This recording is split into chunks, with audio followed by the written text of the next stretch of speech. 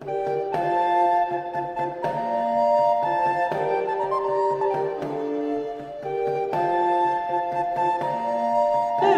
c'est Stéphane Marie-Valtec.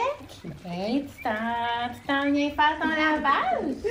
Ben bonjour, ma belle Jeanne Bilodeau, oui. Moi, je m'en viens laver toutes mes chemises de corps qui sont accumulées sur mon site. Puis, qu'est-ce qu'il y a de nouveau? Ben, je vais vous dire qu'il y aurait un habitant à l'île d'Orléans qui a été enterré ce printemps. Il venait de Guenouillac en Charente, dans notre patrie, la France. Ben, quand une voisine m'a conté ça, j'ai pensé à toi. T'es en retard des nouvelles, ma pauvre Anne-Marie. Ça fait depuis belle lurette qu'aux amis Joseph Nadeau dit la vigne a trépassé. Ça remonte en février. Il vient de mon coin de pays, t'as bien raison. C'est malheureux, il laisse 3 enfants en bas de 12 ans. J'avais croisé quelquefois, il était pas ben jaseux. Son petit bout de femme, Marguerite Abraham, elle le menait par le bout du nez. Elle était une autre parisienne comme il y en a tant dans la colonie. Mais pas n'importe laquelle, tu sais, celles qui ont peur de se salir les mains. Mais Marguerite aussi est arrivée à Québec en 1665 comme moi. Elle était belle de loin, mais loin d'être belle, tu vois? À 28 ans, elle aussi a cherché un petit mari, mais comme son père était un maître pourpointier, elle a amené avec elle une jolie dot de 100 livres, en plus de celle du roi. Son père était maître pourpointier. Oui, c'est le couturier qui confectionne les pourpoints à Paris. Ouais. C'est une veste courte puis matelassée que portent les hommes. Oui, je connais. Et donc, parmi les Parisiennes victimes de vanité de jeunesse qu'on a vu débarquer au port, j'ai moi-même, j'ai côtoyé ces dames quand mon père m'a mis en pension dans la métropole, alors qu'il était au champ de bataille pour le roi. On raconterait qu'elles ont de la difficulté à comprendre les autres parler, tellement qu'elles sont habituées d'entendre la langue soignée et employée par notre bon roi et toute sa cour. Les patois des régions, comme celui du Poitou, par exemple, vont bien disparaître ici, puisque toutes les régions de la France, c'est bien de Paris que viennent la majorité des filles à marier, que la révérende sœur Marguerite Bourgeois a nommée fille du roi. Le français du roi est bien particulier. Bien que je m'y suis habituée, là, je garde quand même mon petit accent allemand. Il y en a qui pensent que je suis irlandaise, mais c'est l'héritage là, de mes parents. Tu sais, il y a des jours où je m'ennuie d'eux. Ouais. Je m'ennuie des belles années là, où j'étais petite, là, puis on allait se balader pour admirer les grandes demeures avec le beau grand jardin. Je m'imaginais une princesse à l'intérieur avec mes serviteurs. Quand je partageais mes rêveries, là, ma mère elle me pinçait puis elle me disait « Arrête de tomber d'un grandeur. » Moi, j'ai pas connu mes parents. Tout petite, j'avais été remise à ma tante pour qu'elle s'occupe de moi dans les Jariges, dans la commune de Genouillac. J'ai travaillé fort. Ouais. Pépé, comme moi, n'était pas prédestiné à obtenir de l'instruction. Je lavais les planchers à 4 pattes avec ma chaudière. Puis ma tante, elle avait accepté de me marier à un cousin éloigné. Comme ça, elle aurait une bouche de moi à nourrir. Disons que j'ai pas versé trop de larmes quand j'ai quitté la maison de ma tante. J'avais tellement d'espoir quand j'ai pris comme époux Jacques Beaubiche dans ma paroisse natale. Comme il n'y avait pas de sœur, puis ses parents y avaient besoin d'une domestique, ça avait l'air d'un bon parti pour moi. Oui. C'était un mariage de convenance, comme on dit. J'avais pas grand-chose à dire sur la décision de ma tante. Mais je peux pas me plaindre, il était bon pour moi, du temps qu'il était vivant.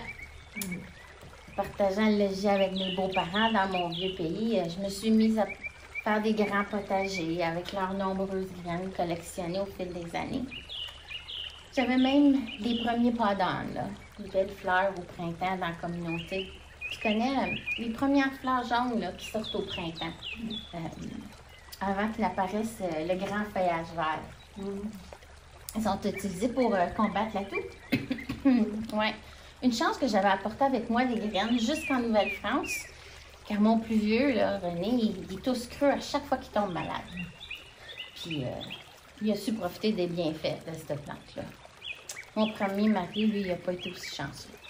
Il a affaibli en famille. Ouais. Il ne pouvait plus travailler au champ. J'avais beau tenter de trouver un nouveau remède pour arrêter ses attaques de toux, et il a fini par perdre la bataille contre la maladie. Je me suis retrouvée veuve avec un héritage de dette. C'est bien simple, j'en dormais plus. Malgré mes efforts, j'ai pu rembourser quelques créditeurs. Tu sais, quand tu es jeune marié, tu t'imagines pas que ton destin peut basculer du jour au lendemain. Non, je m'en doutais pas non plus. J'avais une belle vie, moi, avec Hubert, mon premier mari. Il était un peu plus vieux, mais il avait un bon métier. On était bien établis à la Côte-Saint-Joseph à Ville-Marie, juste en face de la nouvelle église Notre-Dame. Là. Quand Hubert est mort, ma vie a complètement chaviré. C'est comme si les deux bras m'ont tombé. L'hiver qui a suivi, Gabriel Cardinal, il me rôdait autour. Un bel homme, fort et costaud. Exactement l'homme là, que j'avais besoin pour m'aider, pour s'occuper des animaux, à battre du bois de chauffage, à la chasse. Et là, ce qu'il m'a demandé en mariage, j'ai accepté tout de suite. Puis j'ai un autre enfant avec lui. Mais, comme tu vois, j'ai pas eu le choix. Avec 3 jeunes enfants à nourrir, là, c'était ma seule façon de survivre. Oh, ça n'a pas été facile, c'est certain. En fait, tu sais pourquoi à Ville-Marie, la congrégation de Notre-Dame, fondée par Marguerite Bourgeois, accueillait les filles à marier à leur arrivée après la traversée? Parce que les prétendants, ils se faisaient trop attendre? Mais non, c'était pour nous donner une bonne partance, pour nous préparer à la nouvelle vie qui nous attendait ici en Nouvelle-France. Comme la plupart des femmes là, arrivaient de la métropole, les bonnes sœurs ont vu la nécessité de nous héberger pour nous instruire, parce que tout était à apprendre dans ce pays sauvage. On devait apprendre les rudiments pour tenir une maison, parce que nos connaissances n'étaient pas suffisantes pour parvenir à survivre dans une cabane de bois, en plein mois de janvier, avec une marmaille là, qui meurt de faim. En plus de nous apprendre à tenir une maison, puis à être des bonnes épouses, puis mères de famille, on doit savoir cuisiner, conserver la nourriture, raccommoder nos vêtements, bricoler, économiser, puis tenir les comptes pour celles qui savent signer. En plus de connaître les bonnes manières, puis collaborer aux travaux de notre mari. Oh oui, je comprends. Si tu savais, moi-même, j'ai pas trouvé ça facile. On a bien ri de moi quand je suis arrivée avec tous mes jupons, puis mes jupes portées une par-dessus l'autre en plein mois d'octobre. Il y a eu une gelée au début de la semaine, mais cette journée-là était si chaude. Oh, j'arrivais au bord des Trois-Rivières. J'étais bien mal à manger pour faire mes petites courbettes aux gens de la place. J'avais chaud. C'était bien simple, je dégoûtais de partout. Et avoir su qu'il allait faire chaud de même, là, je m'aurais mieux attriqué. Imagine, j'avais eu peur d'avoir frette. Combien d'affaires qu'on aurait faites autrement si on pouvait retourner en arrière. J'en ai plein le dos, mais il ne faut pas que je me laisse abattre avec ça. Il faut bien que j'arrive à nourrir mes petits.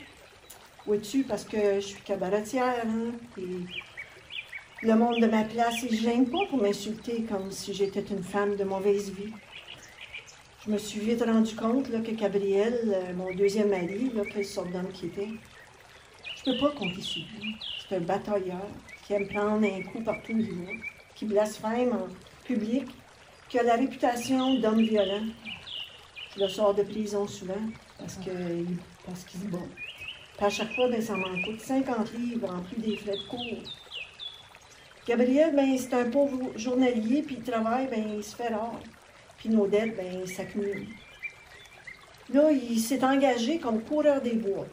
Ça fait déjà plus d'1 an qu'il est parti. Être cabaretière, là, c'est un profit qui est facile. Ça ne prend pas beaucoup d'équipement puis de connaissances. Hein? En plus de la maison est bien située, juste en face de l'église.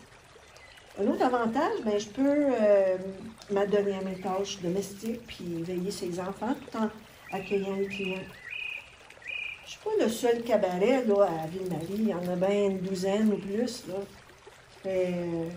Que pour attirer et garder mes clients, bien, il faut que j'utilise mes charmes. Je fais un peu mon méchante. Tu sais, je suis entourée d'hommes. Fait que je cherche surtout des explorateurs, des voyageurs, des coureurs des bois, des marchands, puis des soldats. Oui, bien, quelquefois, je me suis peut-être laissée séduire par des clients.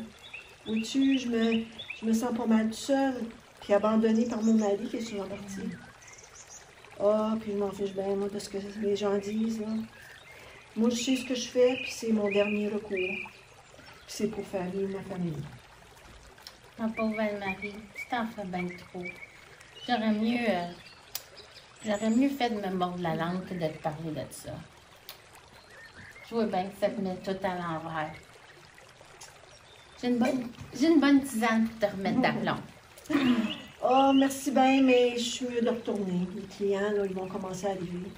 Puis ma fille Charlotte, elle surveille le pot-au-feu, puis elle va me chercher. Puis s'imaginer le pire si je me pointe pas plus tôt. Fait que, à joyeux.